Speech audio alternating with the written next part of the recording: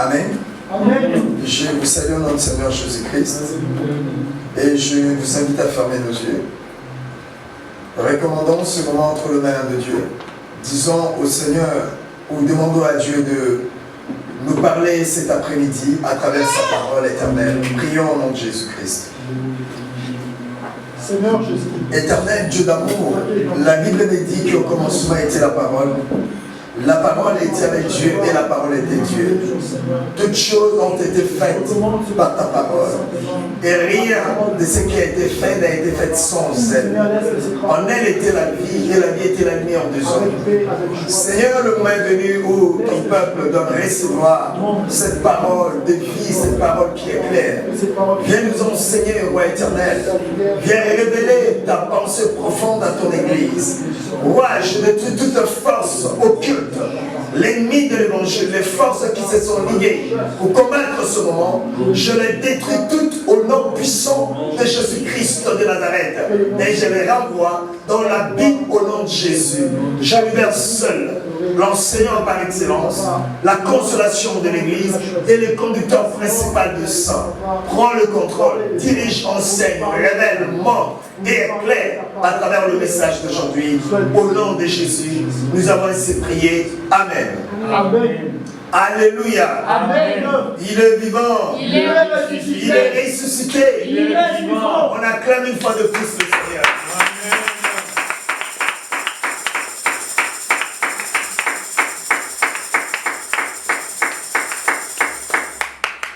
Gloire soit rendue à notre Seigneur. Je vous invite à prendre nos Bibles dans le livre de Malachie, chapitre 3, le verset 18.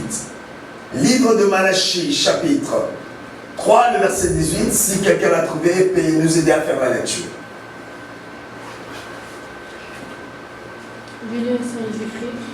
Est-ce que tout le monde l'a trouvé? On peut faire la lecture. On y va. Et vous verrez de nouveau la différence entre le juste et le méchant, entre celui qui sert Dieu et celui qui ne le sert pas. Amen. Amen. Gloire soit rendue à notre Seigneur. Je redis, la Bible nous dit ceci. Et vous verrez de nouveau la différence entre le juste et le méchant, entre celui qui sert Dieu et celui qui ne le sert pas. La Bible n'a pas dit entre ceux qui servent le Seigneur, comme on a l'habitude de le dire. Mais la Bible a dit entre celui au singulier qui sert l'Éternel et celui qui ne le sert pas. Amen. Amen. Mes frères et sœurs dans le Seigneur, aujourd'hui nous allons parler sur les caractéristiques d'un vrai chrétien. Pourquoi les caractéristiques d'un vrai chrétien? Pourquoi pas simplement les caractéristiques des chrétiens? Mais pourquoi nous avions mentionné ce mot vrai? Bien aimé, Dieu a tout créé. Mais dans toute la création de Dieu, Dieu a créé toutes choses par deux. Il y a la lumière et il y a l'obscurité. Il y a le jour, il y a la nuit. Il y a la mort et il y a la vie. Voilà pourquoi aujourd'hui, nous allons parler du vrai. Donc quand on parle du vrai, il y a aussi le faux. On ne peut pas parler que du vrai, sans pour autant mentionner le faux. Tout comme on ne peut pas non plus parler que de faux, sans mentionner le vrai. Mes frères et sœurs, lorsque vous voyez la présence de ce mot vrai, ça veut dire que quelque part, il y a aussi la présence de faux. Quand il y a la présence de faux, quelque part, peut-être que c'est caché. Il y a aussi la présence de ce mot vrai. Et aujourd'hui, nous parlerons des caractéristiques d'un vrai chrétien. Bien aimé, les caractéristiques, on peut l'appeler autrement l'identification. Ce sont les éléments, les choses qui sont visibles, qui sont palpables, qui sont touchables, dans laquelle les hommes, les êtres humains doivent discerner, doivent identifier que celui-là, c'est un chrétien, que celui-là, c'est un faux chrétien, et que celui-là, c'est un vrai. Amen. Amen. Alléluia. Amen. Alléluia. Amen. Avant d'aller un peu plus loin, j'aimerais que l'Église de Dieu puisse comprendre ce mot chrétien. Parce que tout le monde s'appelle chrétien. Vous irez quelque part, vous verrez des gens qui s'appellent chrétiens. Bien aimé, partout où vous irez, vous verrez qu'il y a pas mal de personnes qui se disent chrétiens. Je suis chrétien. Je suis croyant. Je suis chrétien. Est-ce que pouvons-nous appeler tout le monde chrétien? Non. Pourrais-je t'appeler chrétien ou chrétien? Mes frères et sœurs dans le Seigneur, aujourd'hui, les gens qui se nomment chrétiens ou chrétiens ne mesurent pas l'ampleur de ce nom chrétien Amen. que nous portons. Amen. Alléluia. Amen. Bien aimé, le mot chrétien, ça vient du nom Christ. Alléluia. Et bien aimé, pour la toute première fois que les gens ont été appelés chrétiens, c'était dans la ville d'Antioche. Mais qu'est-ce qui s'est passé? C'était pas Jésus. C'était pas le Saint-Esprit. C'était pas une révélation qui venait d'en haut. Mais c'était un nom qui est sorti du monde. Un nom qui est venu des habitants de la terre. Un nom qui est venu de nos croyants. Amen. Amen. Qu'est-ce qui les a poussés à appeler certaines catégories de gens les chrétiens? Amen. Qu'est-ce qui les a poussés à appeler un groupe des individus des chrétiens? Puisque je dis ce nom chrétien, ce mot chrétien sort du nom Christ. Bien aimé, parce que ces païens, ces non-croyants, ont pris suffisamment de temps de cerner, de discerner, de regarder attentivement la vie de tous ces croyants. Toute leur manœuvre, toute leur façon de faire, toute leur façon d'agir, leur façon de penser, leur façon de réfléchir et leur façon de parler.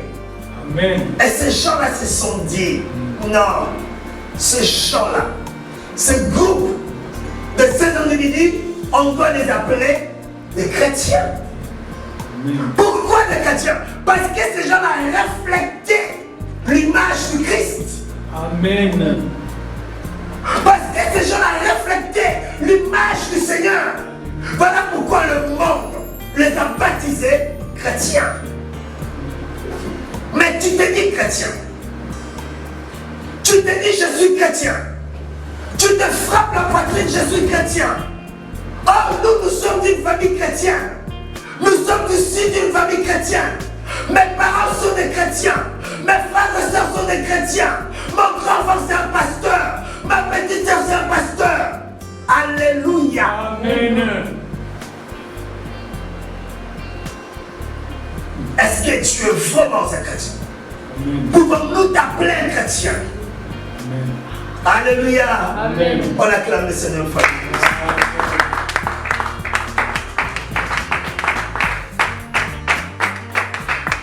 C'est pour cela que le Seigneur a dit, ce n'est pas tous ceux qui m'appellent Seigneur, Seigneur. Essayons de changer. Essayons un peu de changer cette phrase du Seigneur.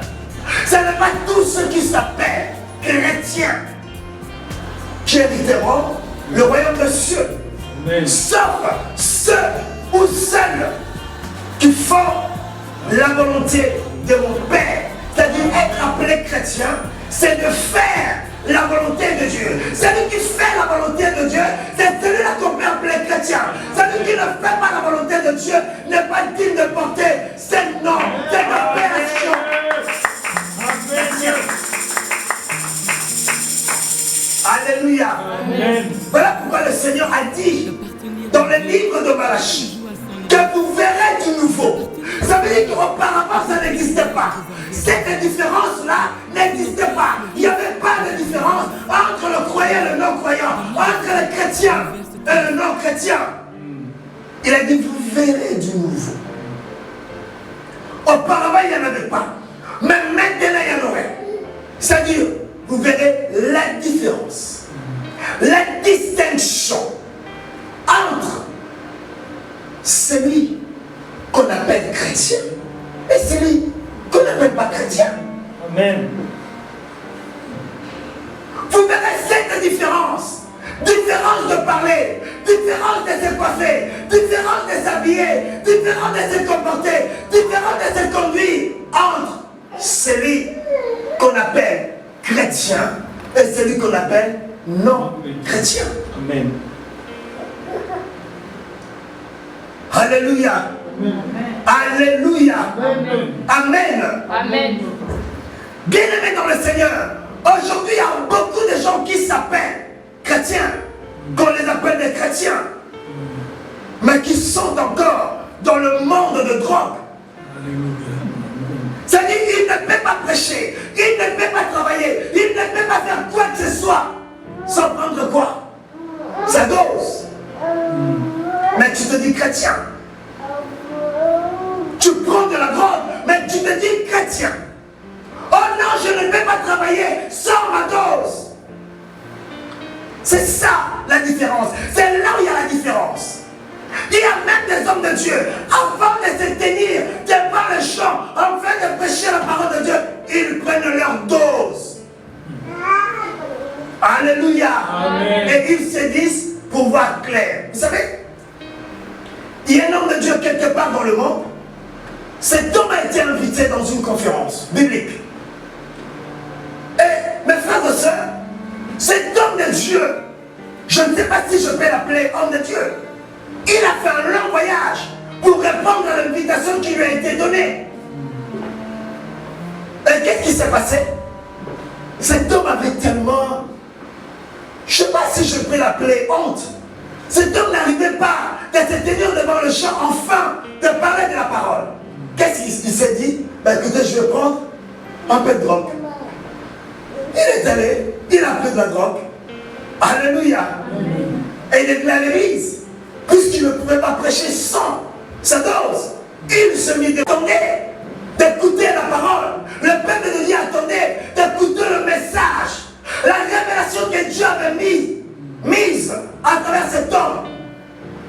Mais tellement que cet homme n'était pas poussé par l'esprit, tellement que cet homme n'était pas orienté par l'esprit de Dieu, car cet homme ne portait pas la marque de ce nom chrétien. Cet homme a dit, je vais poser une question. Entre l'œuf et la poule, c'est plus. Alléluia. Amen. Entre l'œuf et la poule, c'est qui le plus ancien? C'est qui? On acclame ici.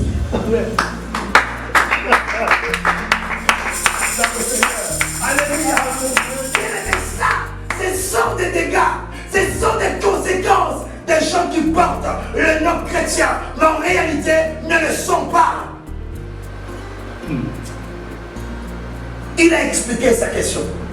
Sans l'œuf, il n'y a pas la poule. Sans la poule, il n'y a pas l'œuf. Au final, il n'y avait pas de réponse. Alléluia. Amen. Amen. Bien aimé, il y en a d'autres qui portent le nom ou cette appellation de chrétien, mais qui sont encore dans l'alcool. Or, Dieu a dit, vous verrez du nouveau, la différence, la distinction.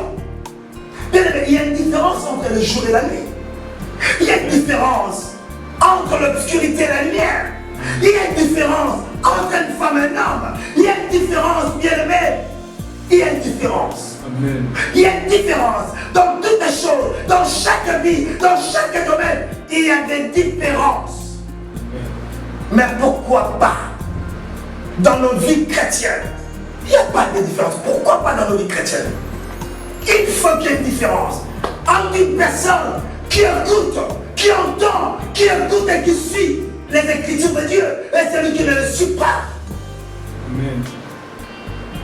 Il y a des gens qui viennent à l'église et après l'église, quand ils retournent chez eux, ils prennent leur bouteille de quoi? D'alcool.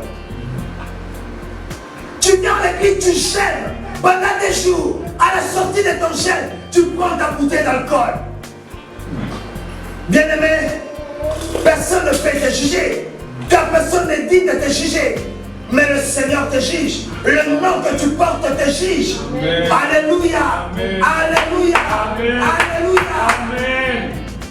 Et il s'est dit, je préfère prendre de l'alcool quand j'ai beaucoup de problèmes.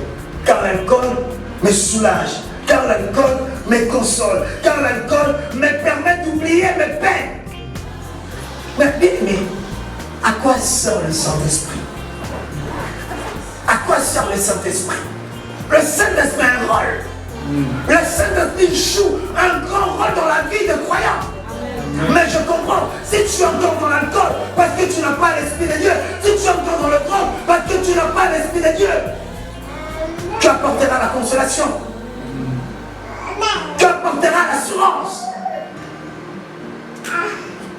Et bien, il y a encore des croyants, des soi-disant chrétiens qui sont encore dans le fétiche.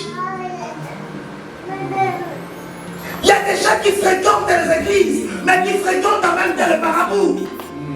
Il y a des gens qui fréquentent les églises, mais qui fréquentent aussi de petits fétiches de leur famille. Alléluia. Amen. La Bible nous dit, on ne peut pas servir deux maîtres à la fois. Autrefois, par l'aide du Saint-Esprit, je vous ai expliqué l'église de Dieu. Pourquoi le Seigneur a dit, puisque tu n'es ni chaud, ni froid, je te vomirai de ma bouche. Est-ce que quelqu'un a compris ce message? Est-ce que quelqu'un a compris la parole ou le message qui était derrière cette parole du Christ? Pourquoi le Seigneur te vomira? Le Seigneur te vomit parce que tu n'es ni chaud, ni froid. Donc si tu étais chaud, le Seigneur allait te garder. Si tu étais froid, le Seigneur pouvait aussi te garder. Mais quand tu es au milieu, ni chaud, ni froid, c'est-à-dire un peu de chaud et un peu de froid, le Seigneur te vomira. Alléluia. Amen. Alléluia. Amen. Des chrétiens dans le fétiche, les chrétiens dans le maraboutage, les chrétiens dans la sorcellerie, les chrétiens dans l'ivrognerie, les chrétiens dans le drogue. Alléluia. Amen. Est-ce que sommes-nous dignes de porter ce nom? Sommes-nous dignes d'être appelés chrétiens? Il y a des chrétiens soi-disant chrétiens qui ont juste échangé leur milieu de fréquentation, mais leur cœur n'a jamais été changé. Or, être appelé chrétien, ce n'est pas physique. Être appelé chrétien, c'est l'identité d'une personne. Amen. Bien aimé, mon identité, ce n'est pas physique. Mon identité, c'est spirituel. Amen. Mon nom est Kadi. Bien aimé, ce n'est pas que physique. Même spirituellement, le Seigneur m'appelle qui? Kadi. Le Seigneur ne m'appelle pas Jacques. Parce que spirituellement, je ne m'appelle pas Jacques. Le Seigneur me connaît par ce nom Kadi. Donc si tu es chrétien, c'est spirituel. Amen. Et il y a beaucoup qui sont chrétiens physiquement et non spirituellement. Amen. Alléluia. Amen. Alléluia. Amen. Alléluia. Amen. Les caractéristiques d'un vrai chrétien. Écoutez les chrétiens ce qu'ils disent. Oh, ne me regardez pas. Le Seigneur ne juge pas l'apparence. Le Seigneur juge le cœur. Or, l'apparence d'un homme reflète l'image de son cœur. Vous avez combien de vêtements? Combien de chemises? Combien de robes? Mais pourquoi tu as mis cette robe-là? Pourquoi tu l'as mise? Pourquoi tu l'as mise? Parce que c'est ton cœur qui t'a demandé de la mettre. Donc je reflète l'image de mon cœur. Alléluia. Amen. On acclame le Seigneur. Amen.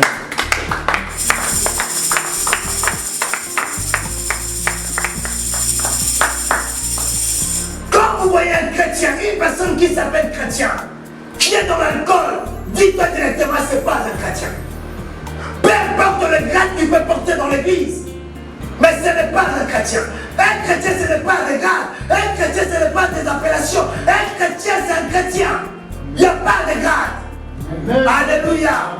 Un chrétien dans la côte, tout à c'est pas un vrai chrétien. Un chrétien dans le mensonge, tout à c'est pas un chrétien. D'ailleurs, le mensonge, c'est ça qui identifie le diable. Un chrétien qui vit dans le mensonge, ce n'est pas un chrétien. Amen. Le Christ a dit pour la première fois que ceux qui mentent sont le fils de qui? Père de mensonge. Il ne se tient jamais dans la vérité. Donc toute personne qui fréquente l'église, qui ment derrière, il n'appartient pas à Dieu.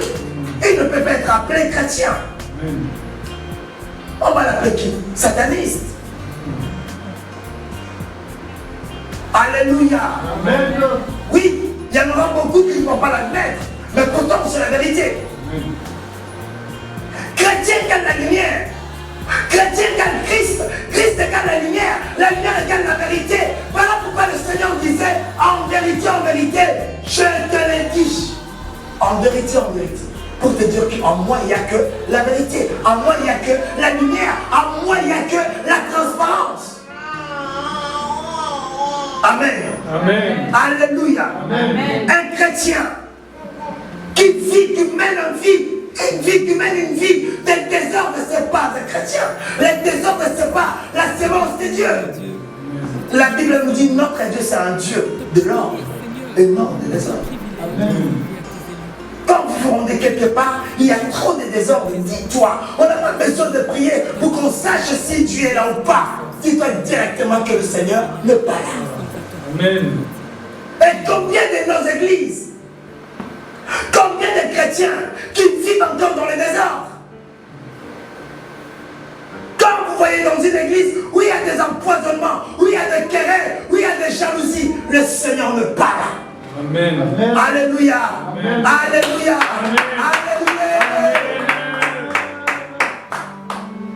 Une personne qui fréquente la parole, qui prêche la parole, qui est encore dans les coutumes, dans les sorcelleries, dans les fétiches, dis-toi, ce n'est pas un chrétien. Si j'avais le pouvoir, j'allais maintenant retirer, j'allais commencer maintenant à retirer ces non-chrétiens de gens. Toi, tu n'es pas digne de porter ces non-chrétiens. On les récupère. Toi, tu n'es pas digne de porter ces non-chrétiens. On les récupère. Alléluia. Nous salissons ces non-chrétiens. À cause de nous, ces non-chrétiens a été sali. Personne ne respecte ces noms. Or, auparavant, je me rappelle, quand une personne était chrétienne, bien aimée dans le Seigneur, on la respectait. On voyait le Seigneur à travers lui. Mais aujourd'hui, quand on vous dit celui-là, c'est un chrétien, c'est une personne à craindre. C'est une personne dangereuse. Alléluia. Amen. Amen. Amen. Romains chapitre 12, le verset 2. Livre de Romains chapitre 12, le verset 2. Si quelqu'un l'a trouvé, peut nous aider à faire la lecture.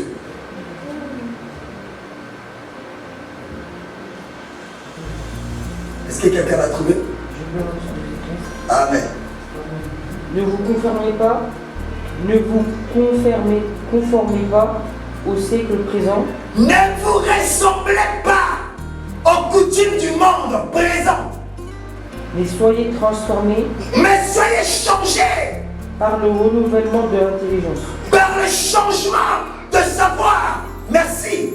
Ne vous conformez pas. Bien aimé, ce verset de Paul, ce passage de Paul vient s'ajouter au passage que nous venons de lire de Malachie. Ne soyez pas identiques. Ne soyez pas semblables aux gens qui ne connaissent pas Dieu. Soyez différents. Paul a dit à Timothée, Timothée mon enfant, ne méprisez pas ta jeunesse. Enlevant juste cette appellation jeunesse, remplaçons cela par l'appellation chrétienne. Ne méprisez pas ta chrétienté. Sois un modèle. Sois un modèle. Bien aimé, tu ne seras pas modèle dans l'église. Tu ne seras pas modèle ici, dans le lieu de culte. Mais tu seras un modèle dans ta famille. Un modèle dans ton entourage. Un modèle dans ton lieu de travail. Un modèle partout où tu fréquentes. Au modèle. Amen. Et non à l'église. À l'église, tout le monde est modèle. Tel que que tu es là, même si je te donnais une gifle, il n'y aura pas de répondant bien-aimé dans le Seigneur. Tu me diras oui parce que nous sommes dans la maison de Dieu. Alléluia. Mais si je fais de même à l'extérieur, là il y aura de répondants. Du côté. Alléluia. Bien-aimé dans le Seigneur, Jésus a été arrêté. Il y avait une multitude de personnes. Malgré la multitude de personnes, ces gens-là ont reconnu Pierre. Donc ce n'est pas toi qui me diras que tu es un chrétien. Ce sont tes actes, tes paroles, ta façon de réfléchir, ta façon de faire, ta façon de t'asseoir, ta façon de t'habiller, ta façon de te coiffer. C'est ça qui fera dire aux gens que celui-là c'est un chrétien, celle-là c'est une chrétienne. Mais ce n'est pas toi qui nous diras, Nathalie chrétien, je suis chrétien. Est-ce que là, nous on est des chrétiens. Il s'agit de quel chrétien que tu es. Mais bien à travers ce message nous permettra d'identifier les vrais chrétiens. Amen. Ce n'est pas tous ceux qui fréquentent l'église qui sont de vrais chrétiens. Il y en a peu qui sont de vrais chrétiens. Et il y en a beaucoup qui sont de faux croyants. Qui essaient juste d'embrouiller les choses. C'est comme quand le peuple israélite, Dieu les a demandé de quitter l'Égypte et de se rendre à la terre promise. Il y a eu plusieurs nations qui ne partageaient pas cette vision, qui ne partageaient pas cette promesse de Dieu, mais qui sont partis avec le peuple israélite. Et c'était ce peuple-là qui ont causé beaucoup de mal aux enfants d'Israël dans le désert. Ce sont eux qui leur disaient Dieu n'existe pas. Alléluia. Amen. On acclame le Seigneur.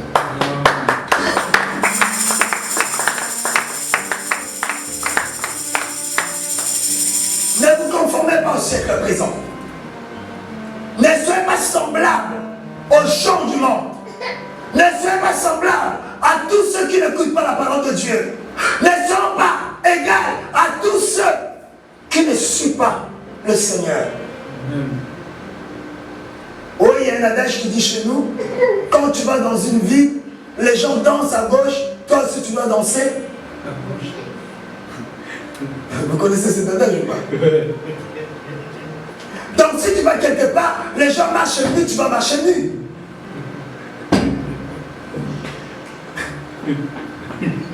Que l'Esprit de Dieu vous aide à discerner ce que le Seigneur veut nous dire à travers cet adage. Amen. Amen. Pour finir, allons dans le livre de Galates.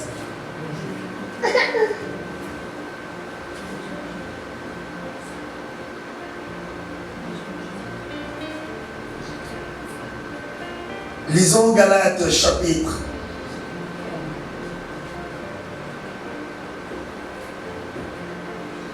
Lisons Galates chapitre 5, à partir du verset 22. J'ai lu un Seigneur Jésus-Christ. Amen. Mais le fruit de l'esprit, c'est l'amour, la joie, la paix, la patience, la bonté, la bénignité, la fidélité, la douceur, la tempérance. Amen. Alléluia. Bien-aimés dans le Seigneur, regardez maintenant les caractéristiques d'un vrai chrétien. Quand je dis les caractéristiques d'un vrai chrétien, c'est-à-dire l'identification, les signes, les choses qui feront que nous puissions discerner, identifier un vrai et un faux chrétien. Amen. C'est-à-dire, une personne qui se dit chrétien, en lui, vous devez trouver premièrement ce que la sœur Rosange nous a dit tout à l'heure. L'amour. Et quand on parle de l'amour, c'est l'amour sans intérêt. Et il y a beaucoup d'amour sans des amours avec intérêt. Comme il y a mon pasteur décédé qui disait, il y a plusieurs amours. Il y a des amours des ABC. amour d'apparence. Je dois aimer cette personne-là parce qu'il est belle. Il y a un intérêt. Alléluia. Bien aimé dans le Seigneur, il y a des amours pour profiter de l'autre. Amen. Mais l'amour que la Bible nous parle, c'est l'amour sans intérêt. L'amour que nous avons enseigné autrefois, qu'elle ne se vante de rien. L'amour qui croit tout. L'amour qui comprend tout. L'amour qui excuse tout. Amen. Alléluia. C'est cet amour-là que tu dois le trouver à travers un vrai chrétien. Amen. L'amour qui ne sépare pas. Celui-là, je vais l'aimer parce que c'est quelqu'un de ma famille. Celui-là, je ne vais pas l'aimer parce que je ne le connais pas. Non, l'amour aime tout le temps. Dieu a dit, comment pouvez-vous me dire que vous m'aimez si vous n'arrivez pas? Une personne créée, faite en mon image, selon ma ressemblance, qui est devant toi. Avant de commencer de me dire, tu dois premièrement aimer la personne qui est à côté de toi. Amen. Alléluia. Amen. Et cet amour-là, on ne peut le trouver que chez un vrai chrétien. Et il y en a peu qui portent cet amour en eux. Amen. Amen. 2. Vous allez trouver dans cet homme la joie. D'ailleurs, il y a un verset qui nous dit, soyez toujours joyeux. Mais quand on nous demande d'être toujours joyeux, ça veut dire quoi?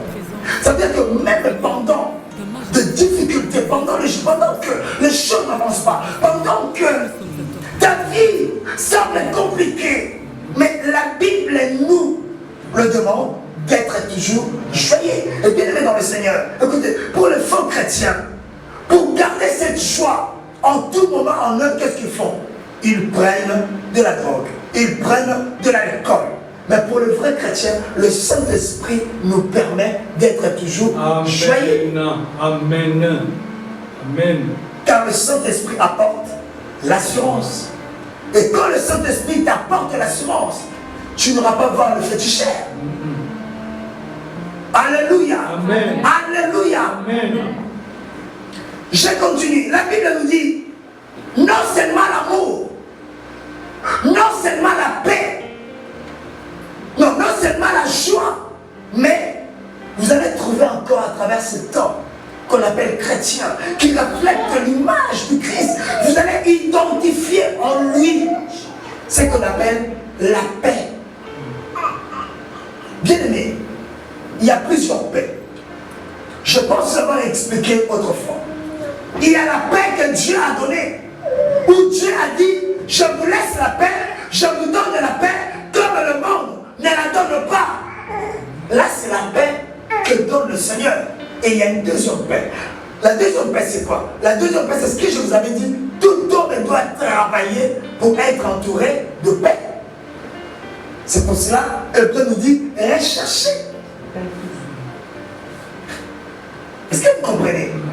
Il y a la paix que Jésus a donnée, que le monde ne donne pas. Cette paix-là est en soi, en toi, en fait. Mais bien aimé, tu dois rechercher, c'est-à-dire, tu dois travailler pour être entouré de paix. Le Christ nous a donné la paix intérieure, mais nous, on doit travailler pour avoir la paix extérieure. Et la Bible nous dit, l'une des choses qui permet d'identifier un vrai chrétien, vous allez trouver qu'en lui, il y a la paix. Cet homme est entouré de paix. Amen. Cet homme n'a pas de problème avec des gens. Cet homme n'a pas des amis avec des gens. Cet homme n'a pas de querelles, n'a pas de jalousie, n'a pas de disputes. Bien aimé, cet homme est normal. Alléluia. Et quand vous verrez ces gens-là, bien aimé, c'est l'une des choses qui marque la différence entre le vrai chrétien, entre les gens qui sont dignes de porter cette appellation chrétien. Je continue. La Bible nous dit, vous allez trouver hormis l'amour, la joie, la paix, vous allez trouver aussi en lui ce qu'on appelle la patience. La Bible nous dit, le Seigneur est lent à la colère, L'homme qui veut dire passion, la colère, mais riche en bonté. On nous a dit autrefois, quand la parole de Dieu nous dit le Seigneur est lent à la colère, cela ne veut pas dire que le Seigneur ne s'énerve pas. Il s'énerve, mais avant de voir sa colère, il est tellement lent, il laisse tellement du temps à l'homme. Amen. C'est-à-dire cela, on doit le trouver dans chaque vrai chrétien. La patience. Le chrétien doit être patient, comme le Christ l'a été. Patient envers les autres. Patient envers les bébés spirituels. Patient partout. Dans le travail, dans le milieu professionnel, dans l'église, dans la famille, dans la maison, dans l'amitié. Un vrai chrétien doit dégager ce fruit qu'on appelle la patience. Alléluia. Amen. Quand vous voyez une personne qui se dit chrétienne, n'a pas de patience, dis-toi que cet homme-là, je me laisse continuer. À part la patience, la Bible nous dit, vous allez encore trouver l'une des choses qui fera que cet homme soit identifié un vrai chrétien. Vous allez trouver en cet homme la bonté. La bonté. Mais il y a beaucoup qui fréquentent les églises n'ont pas la bonté. Alléluia. Amen. Alléluia. Amen. Il y a beaucoup qui fréquentent l'église, mais n'ont pas la bonté en eux. La bonté qui veut dire quoi? Ça va faire le bien à l'autre. Le Seigneur l'a dit. Ce que tu veux qu'on le fasse pour toi, fais-le pour les autres. C'est ça qu'on appelle la bonté.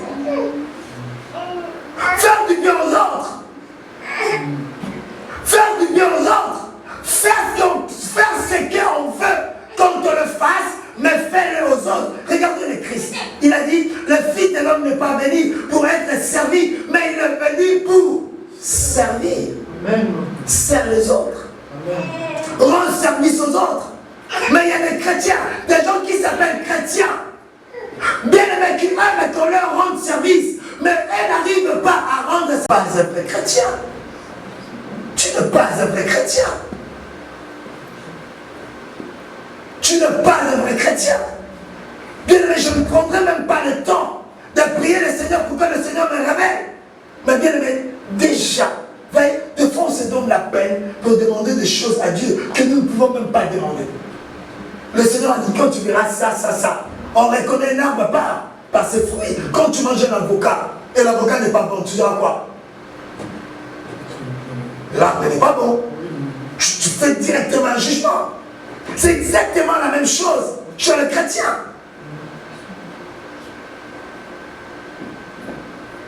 Alléluia. Amen. Savoir rendre service aux autres. Ça, c'est l'une des choses qui nous permet d'être appelé un vrai chrétien. La fidélité. Beaucoup ne sont pas fidèles.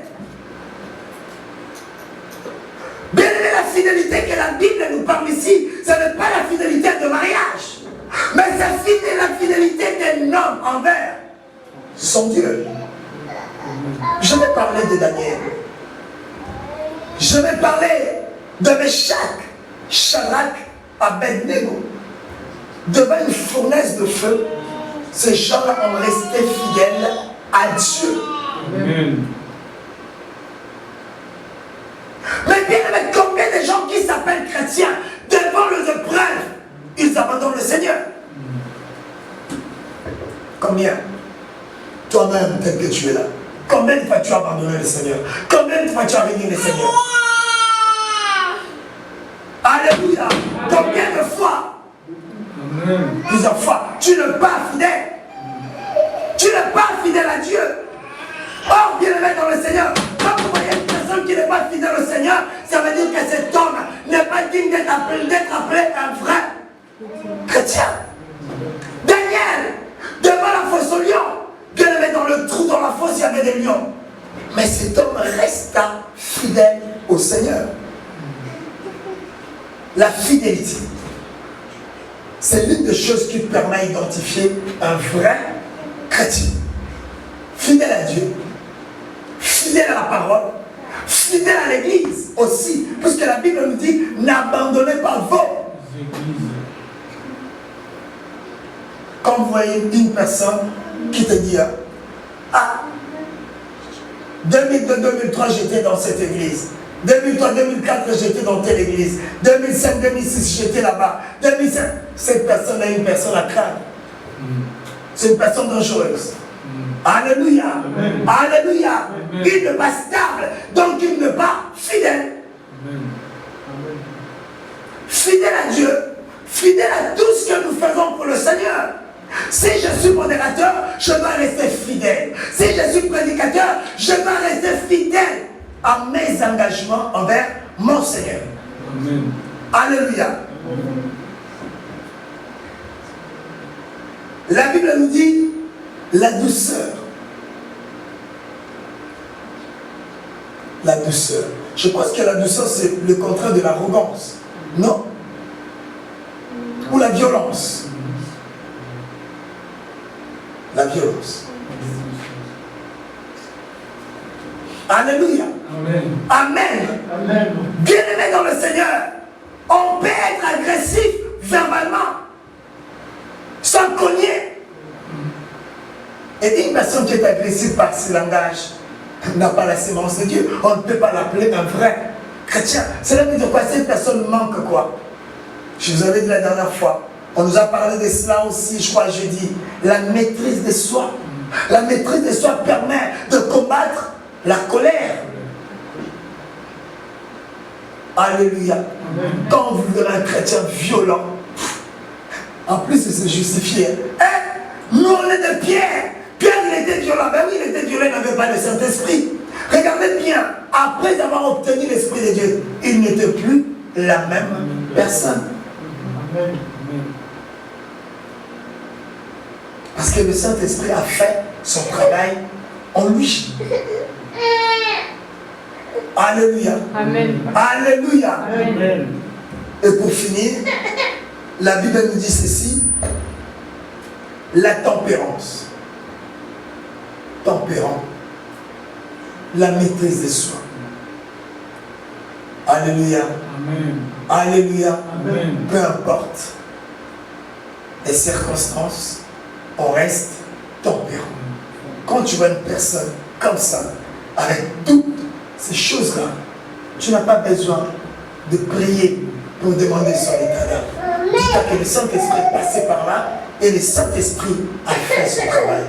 Mais si tu vois une personne dans l'église de Dieu qui prie, qui gêne, qui crie, qui prêche comme moi, mais qui n'a pas ces choses-là, dis-toi, peut-être c'est un chrétien, mais ce n'est pas un vrai chrétien. Oh, le Seigneur ne recherche pas de chrétiens. Le Seigneur recherche de vrais chrétiens. Voilà pourquoi il dit dans le livre de Jean, en vérité, l'heure vient, et elle est déjà venue, où les vrais adorateurs adoreront le Père en esprit et en vérité. Que le Seigneur vous bénisse. Amen.